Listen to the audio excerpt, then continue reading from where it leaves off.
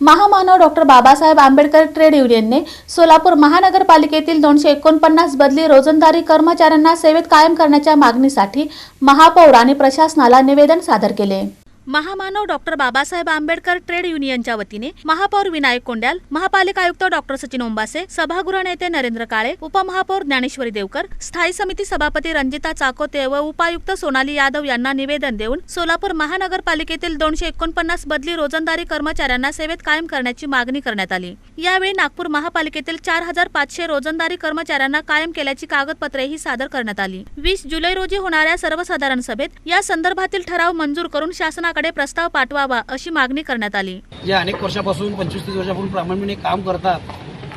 249 कर्मचारी आणि त्या 249 मध्ये 15 वाहन चालक, अशा पद्धतीचं या ठिकाणी या बैठकीमध्ये चर्चा झाली आणि त्या चर्चेमध्ये सोलापूर महानगरपालिकेचे महापौर साहेब, पक्षनेते, स्टँडिंग चेअरमॅन आणि उपमहापौर आणि तसेच महापौर साहेब, आयुक्त साहेब आणि पदाधिकारी यामध्ये एकमतानं असं ठरलं की जो 4500 कर्मचारी नागपूर धर्तीवर कायम झाले, कोल्हापूरमध्ये 507 कर्मचारी कायम झाले, त्या धर्तीवर नागपूरचे 4500 लोक कायम झाले गेल्या 6 महिन्यामध्ये। त्या धर्तीवर नागपूरच्या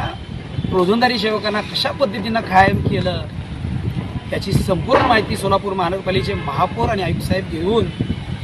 येणाऱ्या 20 तारखेला बोर्डामध्ये प्रथमतः विषय मांडला जाईल। या प्रसंगी ट्रेड युनियनचे अध्यक्ष बापू सदाफुले, महाराष्ट्र प्रदेशाध्यक्ष बाली मंडेपू, कामगार नेते चांगदेव सोनवणे, श्रीनिवास रामगल, खजिनदार अरुण भित्रे, साहेबण्णा हदिमणी, सुनील शिंदे, राजेंद्र कदम, विजय पवार, रामदास शिंदे तसेच विविध कामगार संघटनांचे पदाधिकारी उपस्थित होते।